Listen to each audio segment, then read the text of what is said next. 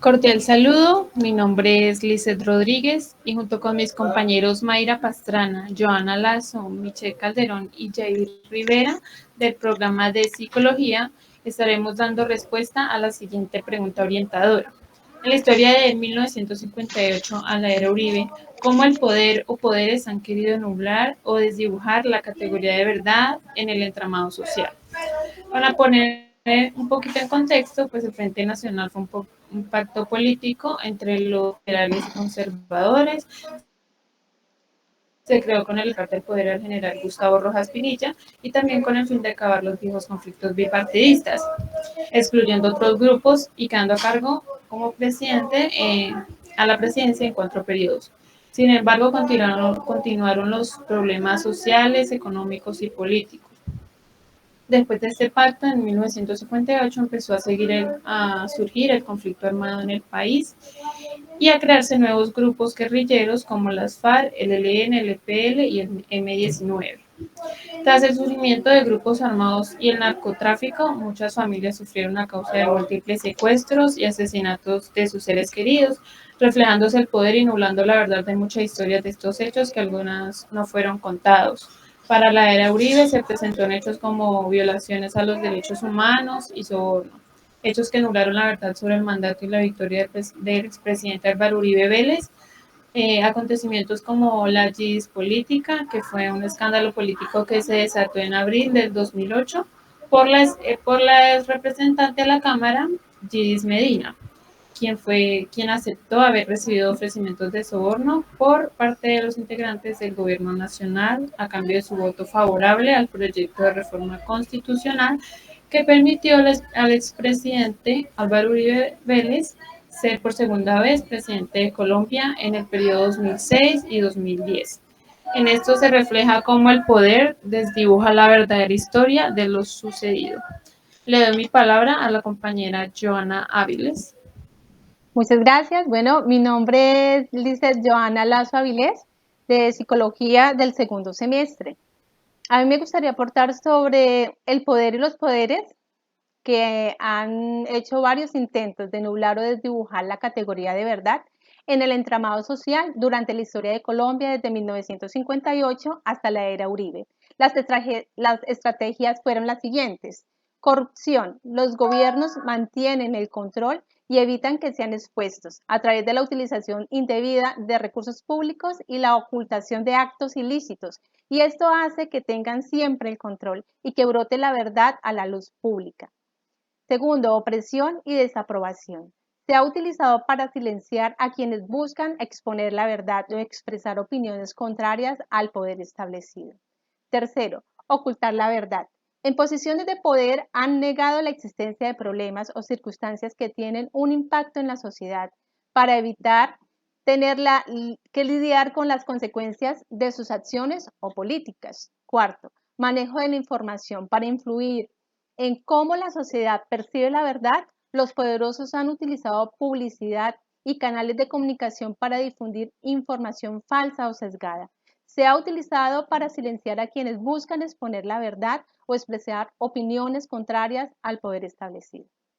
Por esto, y en conclusión, es fundamental ser conscientes de estas tácticas y buscar fuentes de información fiables para tener una comprensión más clara de la realidad y no creer en lo que los canales de comunicación digan. Bueno, este es mi aporte y le doy la palabra a Michelle para que nos cuente su percepción. Muchas gracias, buenas tardes. Mi nombre es Michelle Calderón Gallardo y mi aporte respecto a la pregunta orientadora es el siguiente. En primer lugar, la manipulación de la información, donde los poderes al mando, como el Frente Nacional, han utilizado los medios de comunicación y diversas propagandas para difundir información sesgada o falsa, esto con el objetivo de influir en la percepción de la verdad por parte de la sociedad y ocultar así los abusos de poder. Entonces, en este sentido, el Estado es el principal responsable de la desinformación y la manipulación de la verdad. En segundo lugar, tenemos la violencia y la censura. Se han utilizado medidas represivas y de censura para silenciar a aquellos que intentan revelar la verdad o expresar opiniones contrarias al poder establecido. El conflicto y los grupos armados que por años han azotado al país han utilizado la violencia como un medio para silenciar a los testigos y a las víctimas y también para difundir su propia versión de la realidad. En tercer lugar, tenemos la corrupción. Esa ha sido una de las formas en que los poderes al mando distorsionan la verdad, ya que utilizan los recursos públicos de una manera indebida y a la vez ocultan los actos ilícitos para mantener el control y así evitar que salgan a la luz sus actos delictivos. Respecto a la era Uribe, el poder se ha concentrado en manos de unos pocos, lo que tristemente ha facilitado la manipulación de la verdad y el gobierno Uribe se ha valido de la intimidación, la persecución judicial y la censura para silenciar a sus críticos y opositores. Estas malas prácticas han tenido un impacto negativo en la sociedad y han dificultado así la construcción y el avance de una democracia sólida y justa. La desinformación y la manipulación de la verdad han venido debilitando la confianza en las instituciones públicas y han contribuido a una polarización social. Entonces, para superar este problema en Colombia es necesario fortalecer la democracia y la libertad de expresión en todos los medios. También es importante que los ciudadanos tengan acceso a una información verdadera y que puedan participar en el debate público sin temor a las represalias. Muchas gracias y le doy paso a mi compañera Mayra. Gracias, compañera. Buenas tardes.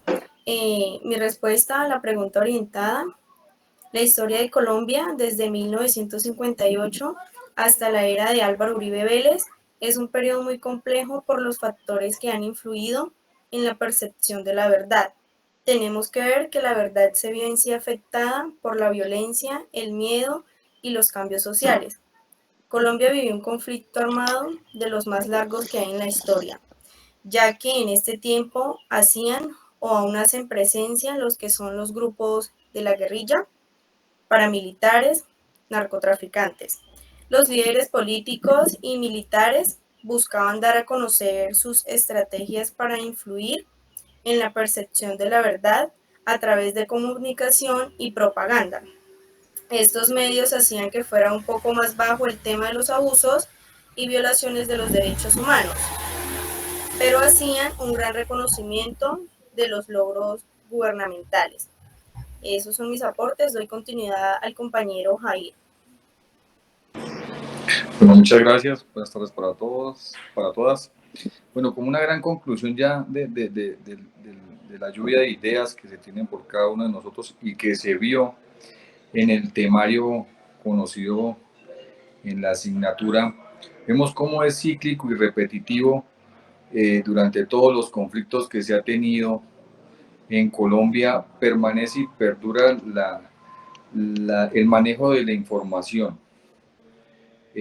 Pero como gran afectado siempre va a ser la población o las comunidades, teniendo en cuenta que pues la manipulación de la misma hacen que hasta las poblaciones se vuelvan un objeto de control y que terminen siendo victimarios y víctimas a la vez en un conflicto. Podemos verlo en todas las diferentes etapas, tanto desde la muerte de Gaitán, desde que se asumió el poder militar por parte de Rojas Pinilla, de la creación o la formación de guerrillas en Colombia, todas que generaron diversas arbitrariedades con un gobierno inoperante en ese tiempo. A medida que se fue evolucionando, pues fue generando un conflicto mucho más fuerte.